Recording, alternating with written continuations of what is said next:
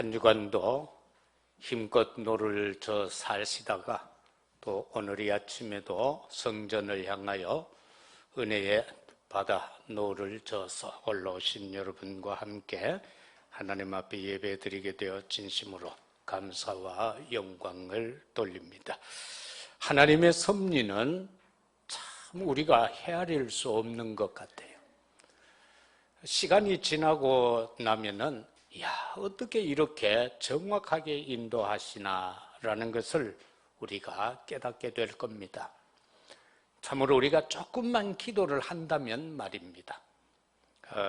우리나라를 이끌어 오신 하나님의 섭리도 그러하고 우리 개개인의 모든 삶을 이끌어 오시는, 그리고 우리 후대들의 생을 이끌어 가시는 그 하나님의 섭리는 정확하다는 것입니다.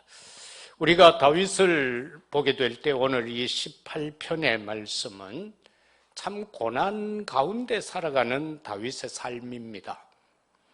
전쟁이 일어나고 또는 주위에 많은 사람의 대적으로 인하여 쫓겨다녀야 했고 하루도 마음 편할 그럴 일이 없었는데 하나님께서 그 원수들에게서부터 건져주고 또한 사울왕의 그것에서부터도 건져주고 이러한 이후에 다윗이 찬양으로 하나님 앞에 감사의 기도로 올리는 것이 바로 이 시편 18편의 내용인 것입니다. 우리가 여기에서 보면은 힘에 대한 내용들이 나오죠. 나의 힘이 되신 여호와, 이렇게 말씀하고 있습니다. 힘은 두 가지가 있겠죠. 세상에 육신적인 사람의 힘이 있을 겁니다. 사람의 힘은요, 한계가 있습니다. 그걸 가리켜서 우리는 육신적인 힘이다라고 하는데 그 속에는 정치적인 힘도 있고 경제적인 힘도 있고 군사적인 힘도 있고 지식적인 힘도 있습니다. 이러한 모든 것은 대단한 것 같지만은 우리가 역사적으로 볼 때에 다 한계가 있었다라는 것입니다. 그 어느 강대국도 오늘 이 시간까지 존재하고 있는 강대국은 없습니다.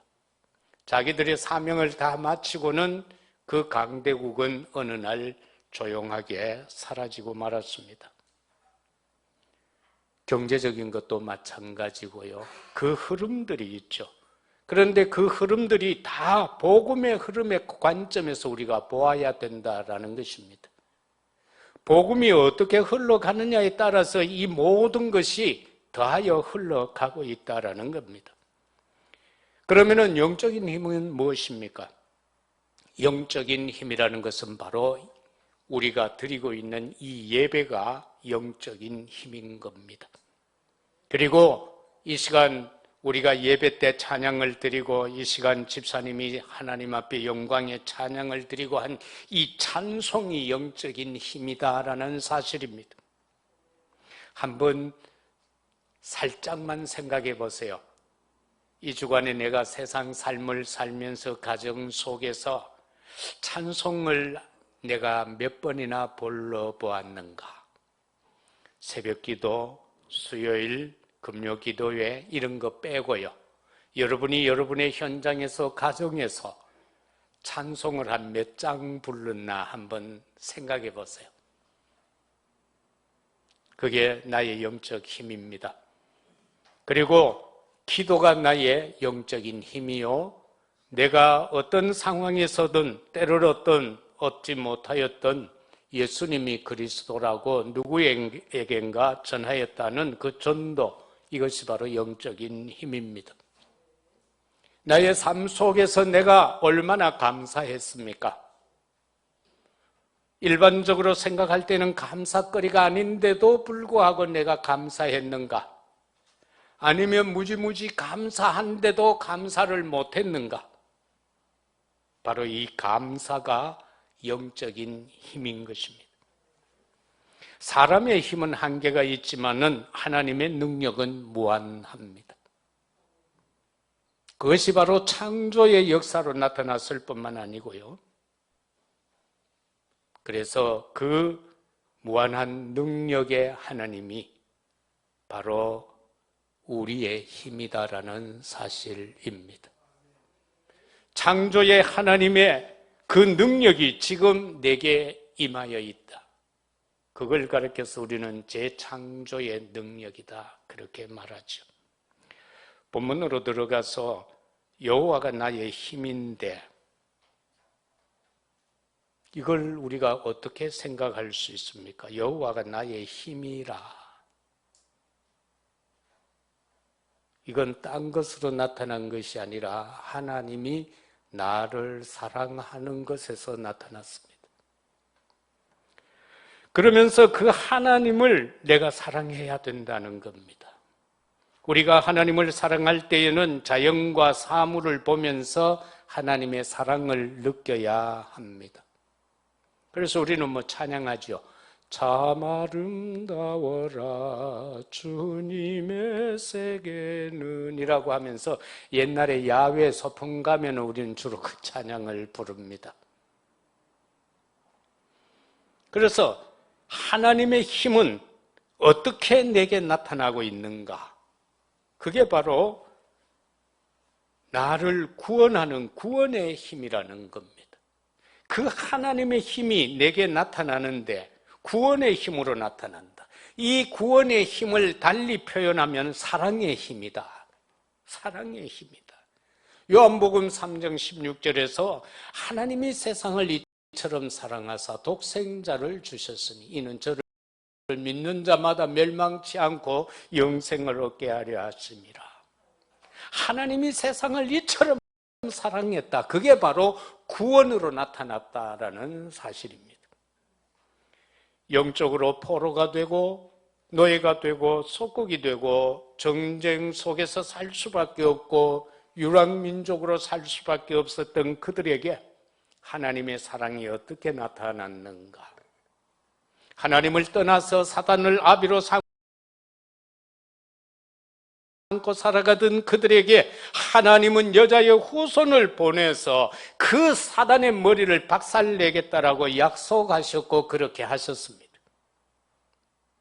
그런가 하면 세속에 빠져서 자기 마음대로 생각대로 자기 뜻대로 살아가던 그 인생들을 향하여서 하나님은 견디다 인내하고 인내하다 그들을 멸하기로 작정하셨고, 그러나 지면의 인간을 하나도 없이 다 죽여버리면 안 되니까 자세히 살펴보니까 하나님께 은혜 입은 자가 있어. 그가 바로 노아요. 그래서 그를 구원하기 위하여 방주를 지으라 하셨다. 오늘 이 시대도 악하고 악하지만은 참 다행스럽게도 우리가 하나님께 은혜 입은 자들인 줄로 믿습니다. 그래서 이 시간도 하나님 앞에 나와 방주 되신 그리스도 안에서 예배드리고 있는 것입니다. 그래서 우리는 날마다 묵상하면서 생각해야 됩니다. 나는 내 생각대로 사는 것이 뭔가? 내가 이 한 주간 내 뜻대로 살아온 것이 뭔가? 내 계획대로 내 방법대로 산 것이 뭔가? 그것을 생각하면서 하나님 앞에 내려놓고 기도해야 할 겁니다. 그러면은 방주 안에 축복이 되는 겁니다. 인간이여 제잘났다고 힘을 합해서 우리 한번 살아보자라고 하는 것이 바벨탑 시대 아닙니까? 우리 힘 합해서 한번 살아보자. 우리가 하나 되자. 흩어짐을 면하자라고 했지만은 하나님은 그들을 흩으셨고 하나님 마음에 들었던 아브라함을 택하여서 내가 지시할 땅으로 가라고 말씀하셨습니다. 오늘 이 시대에도 70억이 넘는 사람이 있고 그 가운데 20억이 넘는 사람이 하나님을 믿는다라고 하고 있습니다. 그러나 그 안에서 과연 예수가 그리스도라는 영원한 언약을 붙잡고 그 약속 속에서 살아가는 자가 극히 드물다. 그들을 향하여 주님은 말씀합니다. 내가 지시할 땅으로 가라고 아브라함에게 말씀하셨던 것처럼 너희는 오직 복음으로 살아가라라고 말입니다. 오직 복음으로 살아가라고. 그런가 하면은 언약을 놓치고 노예로 살 수밖에 없었던 그들에게 때가 되매 한 사람 모세를 세우고 해방에 열어가시는데 그것이 바로 출애굽기 3장 18절의 희생제사 언약의 비밀인 것입니다.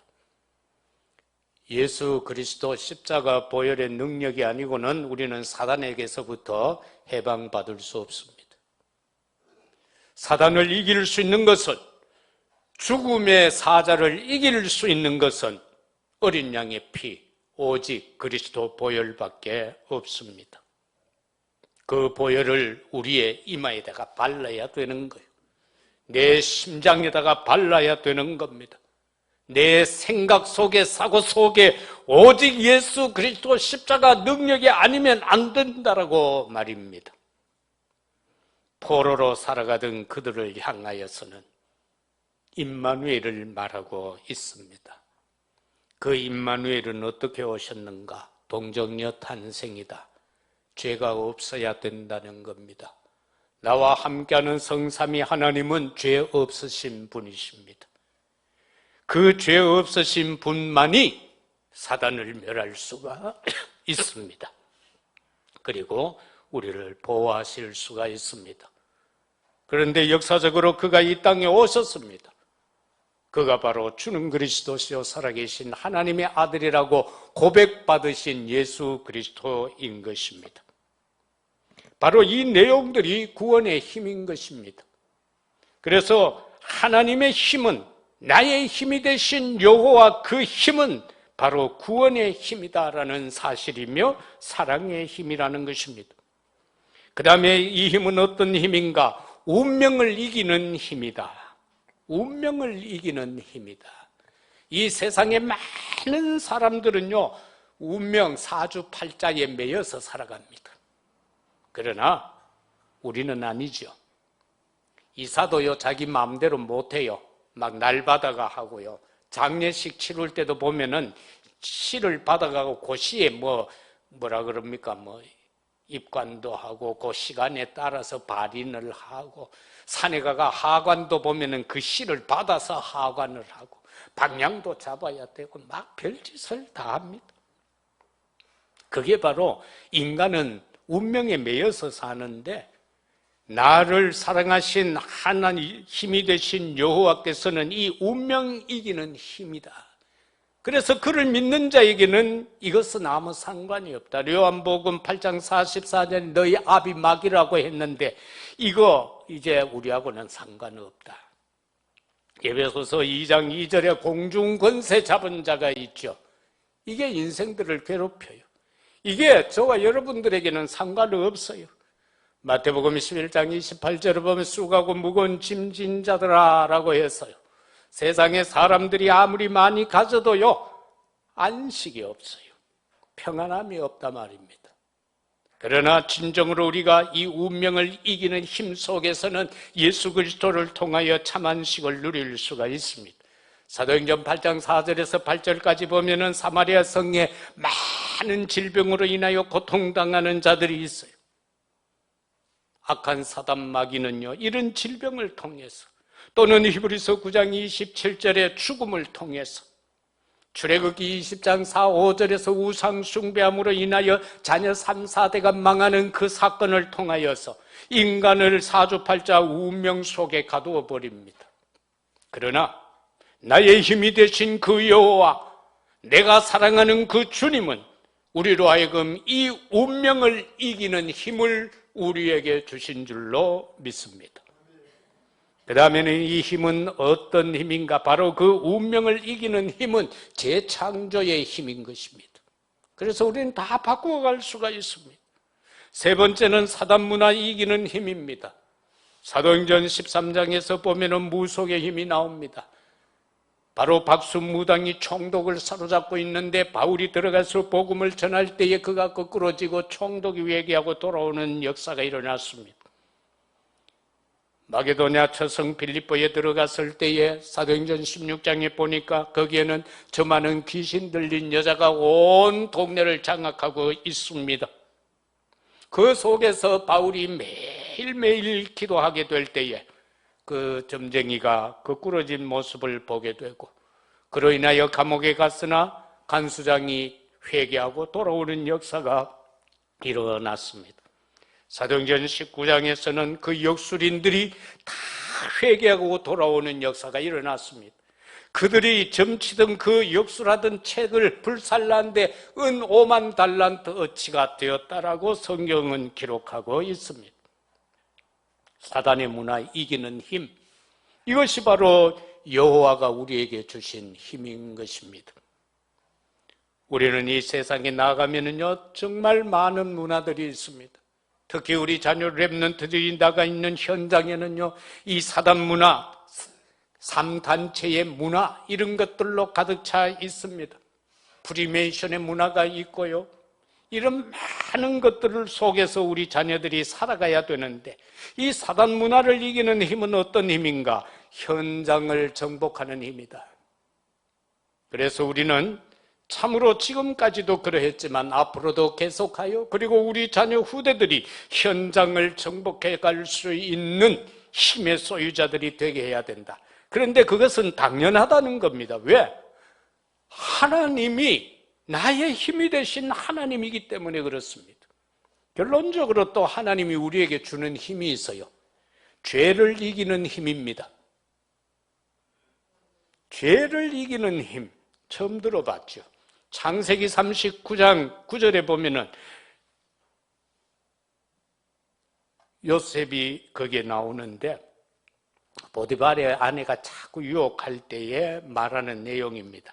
내가 어찌 큰 악을 행하여 하나님께 죄를 지으리까? 하나님 앞에 득죄하리까? 라고 하면서 도망가지요. 바로 그겁니다. 나를 구원하신 하나님은 나로 하여금 죄를 짓지 아니할 능력도 주신다는 사실 믿어야 합니다. 그런데 많은 사람들은 그걸 안 믿더라고요. 목사님들 가운데도 그거 안 믿는 사람들이 참 많아요. 하나님은 나로 하여금 죄를 짓지 아니하는 힘도 주신다는 거, 그거 믿어야 돼요. 두 번째는 그 힘을 가진 자의 영적 상태입니다. 나의 힘이 되신 여호와, 그 여호와께서 나와 함께 하시는데 그러면 그 힘이 내게 와 있죠. 그러면은 나의 영적 상태는 어떠해야 하는가? 언약을 잡고 차분하게 들뜨지 말아야 됩니다. 하나님의 자녀는 들뜨면 안 됩니다. 차분해야 됩니다. 안정적이어야 합니다. 이것저것에 휩싸이면 안 됩니다. 그죠? 바다가 막 요동치는데 거기에 어떤 조각배가 이리 가고 저리 가고 왔다 갔다 하는 그런 형태는 상태는 아니다라는 겁니다. 차분해야 됩니다. 들뜨지 말아야 됩니다. 응답이 왔다고 교만해도 안 됩니다. 응답이 안 되었다라고 낙심해도 안 됩니다. 바로 나의 영적 상태는 그 모든 것 가운데에서 말씀과 기도에 집중하면서 기다림이 되어야 합니다. 오직 하나님께 영광 돌리는 상태가 되어야 합니다. 다시 말하면은 다니엘서 1장 8절에서 9절에 보면은 그 다니엘과 세 친구들이 뜻을 정하여서 왕의 그 상에 올라갔다가 내려와서 그 아이들에게 배분되어지는 우상에게 드려졌던 기름진 음식을 거부하고 물과 채소로서 시험을 받는 그런 단계의 결단, 뜻을 정하고 미리 결단하는 그 모습입니다. 우리의 선조들이 우상 숭배해서 우리가 지금 여기에 벌모로 잡혀왔다라는 건 그들이 알았기 때문에 더 이상 우상과 관계지어 살 수 없다라는 사실입니다. 그들이 어느 정도 위치에 올라갔을 때에 다니엘서 3장 1절에 30절에도 보면은 두로 평지에다가 느부갓네살의 금신상을 만들어 놓고 거기에다가 절하는 행사가 이루어집니다. 만조백관이 모여서 거기에서 평지에 모여서 다 절을 하는데 세 사람만이 절하지 않고 뚝 서 있습니다. 사드락과 메삭과 아벳느고입니다. 황제는 그들을 아꼈습니다. 다시 부릅니다. 야, 부탁한다. 나 체면 좀 살려도. 딴 사람 다 절하는데 너 3명만 그렇게 꼿꼿이 서 있으면 어떻게 하겠냐고. 다시 나팔 불 테니까 그때 절 좀 해달라고. 그런데 왕이여, 그래 뭐 하겠다는 겁니다. 풀무불에 던져지면 하나님이 우리를 살려줄 겁니다. 그런데 그리 아니할지라도 우리는 신상에 절하지 못하겠습니다. 이 우상 숭배는요, 하나님이 가장 싫어하는 거예요. 그래서 우리는 날마다 삶 속에서 그냥 꼭 뭐 동화사에 가거나 갓바위에 가서 절하는 거, 그것만 우상 아닙니다. 내 삶 속에서 하나님이 싫어하는 것 행하는 그게 바로 우상이에요. 그래서 내게서 그런 것을 될 수 있으면 하나라도 더 지워버리는 것이 하나님과 더 가까이 더 함께하는 역사를 이루어낼 수가 있다는 것입니다. 그래서 우상 숭배 거부. 그 다음에 그 힘을 가진 자의 영적 상태는 기도의 비밀을 아는 것입니다. 다니엘서 6장 1절에서 27절에 보면은 다니엘을 모함하고자 하는 자들이 짜낸 꾀가 바로 40일 동안 왕 이외에 다른 신에게 기도하는 사람은 잡아다가 저 사자굴에 던져 넣자라고 그렇게 신하들이 왕에게 건의하고, 왕은 너무 좋으니까 그 서류에다가 의인 도장을 콱 찍어버립니다. 그런데 찍고 와서 가만히 생각해 보니까 아이고 내가 속았구나. 이것들이 다니엘을 모함하려고 이랬구나. 그래서 그날 왕은 식음을 전폐하고 가물을 폐하고 기도합니다. 그리고 다니엘에게 말합니다. 너의 하나님이 너를 지켜줄 거다. 그리고 다니엘은 사자굴에 던짐을 받습니다. 새벽이 되자마자 왕은 쫓아갑니다. 다니엘아, 다니엘아, 네가 평상시에 섬기던 너의 하나님이 너를 살리기에 능하셨더냐? 왕이여, 왕은 만세수를 하옵소서. 빨리 꺼내라. 어떻게 된 사실이냐? 예, 내가 어제 이 굴에 던져질 때에 여호와께서 천군 천사를 보내서 사자의 입을 봉해버렸습니다. 그래서 나는 이 구덩이에서, 습한 구덩이 속에서 사자들의 그 푹신한 털 속에 잘 자고 나왔습니다. 그래서 다니엘이 섬기는 그 하나님 앞에 이 느부갓네살이 더 찬양과 영광을 돌리고요, 많은 사람들에게 여호와 하나님을 증거한 사실을 봅니다. 다니엘서 10장에서 들어가서 보면은 다니엘이 기도하는 장면이 나옵니다. 히데갈 강가에서 그가 기도하며 이상을 보게 되고, 그가 기도하게 될 때에 응답이 오지 않았지요. 그런데 천사장이 와서 말합니다. 네가 겸비하여 기도하던 첫날에 하나님은 응답했다. 그런데 그 응답이 올 때에 바사궁군 사단이 가로막았다. 그래서 그 사단을 물리치고 내가 이제 이 응답을 갖고 왔다라고 말입니다. 이게 기도의 비밀입니다. 저와 여러분이 기도하면은요, 천사는 우리의 기도를 황금 대접에다가 받아서 아버지 보좌 앞에 있는 향단에서 향연으로 올립니다. 거기서 피어오르는 연기가 바로 성도의 기도라고 했습니다. 하나님께서 그걸 받으시고 다시금 우리에게 응답으로 역사하는데, 우리의 참된 기도는 기도하는 그 시간부터 응답이 되어졌다는 겁니다. 그런데 사단은 어떻게 해서라도 끝까지 그 응답을 방해하고 있다. 그러나 하나님이 주신 그 응답은 분명히 우리에게 임한다는 겁니다. 사단이 가로막고 있으면 천사장을 보내서 그 사단을 물리치고 그 응답을 가져다 준다라고 말합니다. 이게 기도의 비밀입니다. 우리가 기도하면 응답됩니다. 구하라 주실 것이요, 찾으라 찾을 것이요, 두드리라 열릴 것이라고 했습니다. 자식이 떡을 달라고 하는데 돌을 줄 부모가 없으며, 고기를 달라고 했는데 정갈과 뱀을 줄 자가 없다라고 말입니다. 하물며 육신의 아버지도 부모도 이러할진데 하늘에 계신 너희 아버지라고 그렇게 말씀하셨습니다. 생명을 주고 죽기까지 하며 우리를 구원하신 그분이 우리의 기도에 왜 무응답하시겠습니까? 틀림없이 응답하십니다. 그래서 초대교회 때에도 사도행전 1장 14절에 예수님의 약속을 붙잡고 120여 명의 사람들이 마가다락방에 모여서 오로지 전혀 열흘 동안 기도에 힘쓸 때에 오순절날이 이미 이름에 요엘서 2장 28절에 약속하신 그 말씀이 성취되어졌다라는 사실인 것입니다. 그 힘을 가진 자 영적 상태는 어떠한가? 보좌의 비밀을 알고 있다라는 겁니다. 사도행전 7장 1절에서 60절까지는 스데반이 순교당하는 전체 내용이 거기에 기록이 됩니다. 하나님의 말씀을 선포하니까 거기에 있던 바리새인들 유대인들이요 막 격해가지고 막 울분차가 막 참지를 못하는 거예요. 그래서 스데반을 돌로 때려 죽여버립니다. 그럴 때에 스데반의 영혼을 보고 보좌 옆에 계시던 주께서 벌떡 일어나서 스데반을 영접했다라고 성경은 기록하고 있지 않습니까? 보좌의 비밀을 안다면 우리는요 죽음 두렵지 않습니다. 왜 많은 기독교인들이 순교의 대열에 섰겠습니까?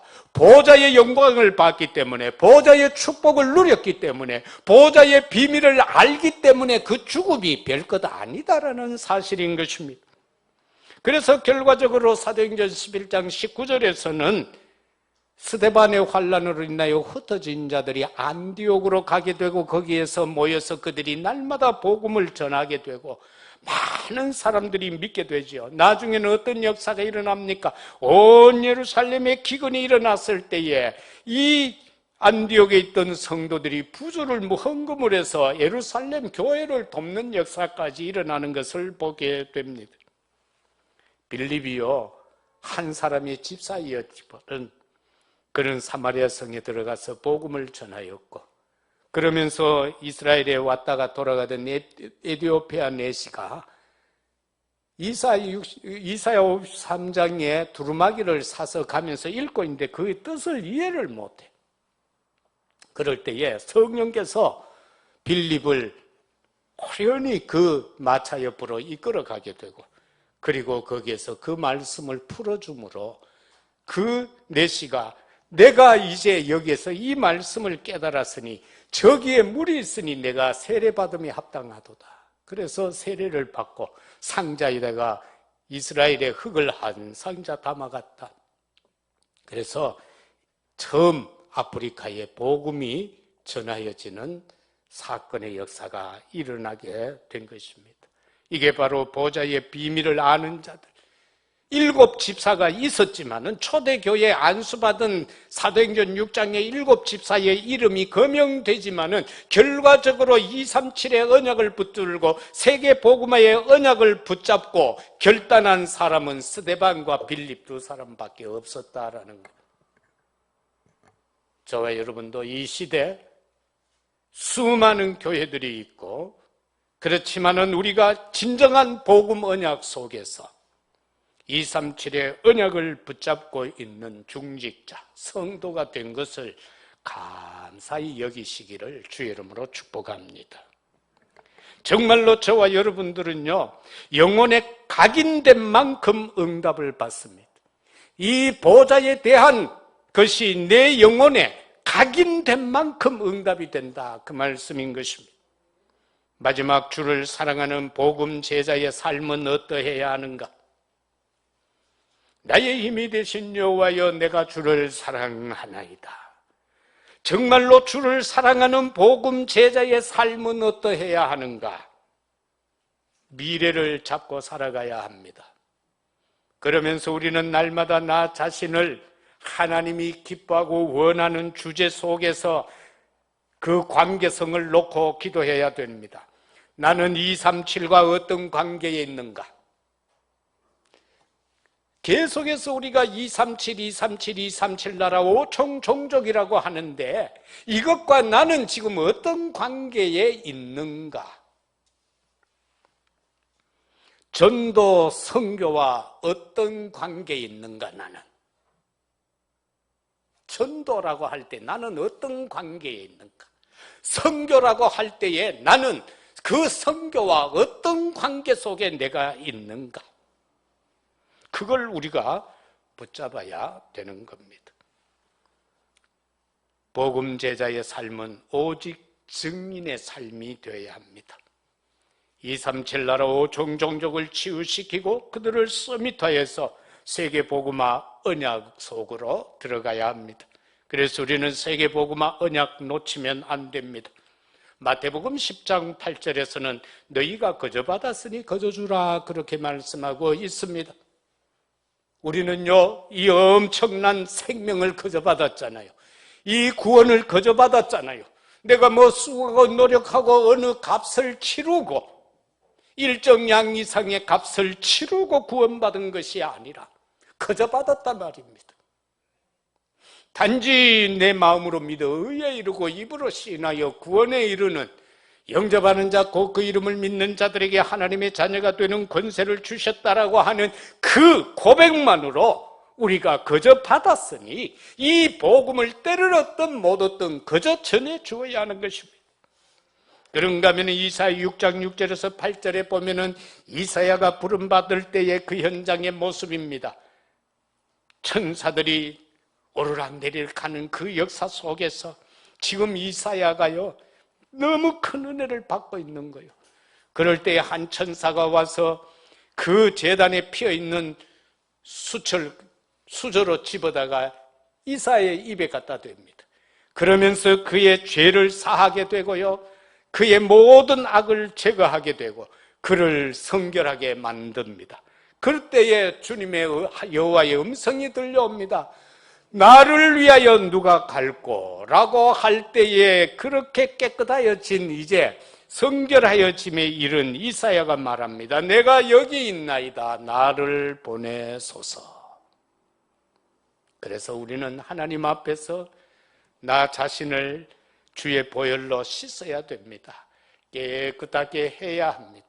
그때에 하나님께서 나를 위하여 누가 갈꼬? 라고 할 때에 씻음 받은 자가, 주의 보혈로 죄 씻음 받은 자가 내가 여기 있나이다. 나를 보내소서. 따라서 저와 여러분은요 안 속으면 됩니다. 세상 살아갈 때에도 그러하고 신앙생활할 때도 절대로 사단의 미혹, 유혹에 속지 않으면 됩니다. 그러면은 열매 맺습니다. 딴 거 없습니다. 그런데 그걸 어떻게 해요? 하나님 앞에서 살아가야 합니다. 하나님 앞입니다.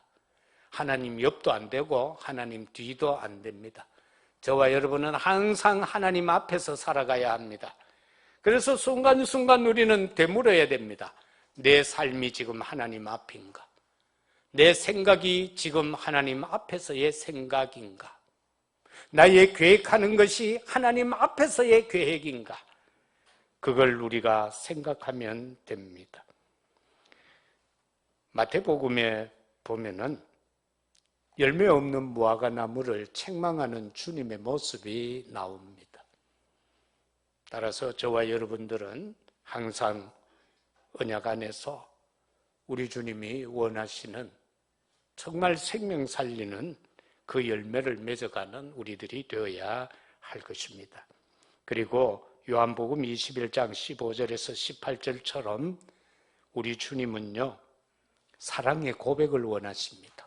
네가 나를 사랑하느냐? 네가 나를 사랑하느냐? 네가 나를 사랑하느냐? 어떻게 해야 되겠습니까? 베드로는 여러 가지가 스쳐 지나갔겠죠. 그럴 때에 내가 주를 사랑하는 줄 주께서 아십니다. 그 말밖에 할 게 없었어요. 왜? 지난 날은 그렇게 내가 막 확신합니다라고 고백했는데 3번이나 부인해버렸잖아요. 그래서 더 이상 내가 사랑합니다라고 직접 말할 수가 없어. 내가 주님을 사랑하는 것을 주님이 아십니다. 그렇게 대답을 했어요. 그럴 때 내 양을 먹이라, 내 양을 치라, 내 양을 먹이라고 한 것처럼 정말 우리는 이 고백 속에서 70제자의 축복을 누려갈 수 있어야 될 것입니다. 그런가 하면 후대 사역과 회당입니다. 주를 사랑하는 복음 제자의 삶은 후대 사역입니다. 내 자녀를 살려야 합니다. 교회 렘넌트들을 살려야 합니다. 그것이 바로 사도행전 17장 1장 18장 4절 19장 8절에 나오는 회당입니다. 이스라엘의 랍비가 그랬다고 하잖아요. 디도스가 이스라엘을 완전히 점령했을 때에 찾아가서 한 내용이 그겁니다.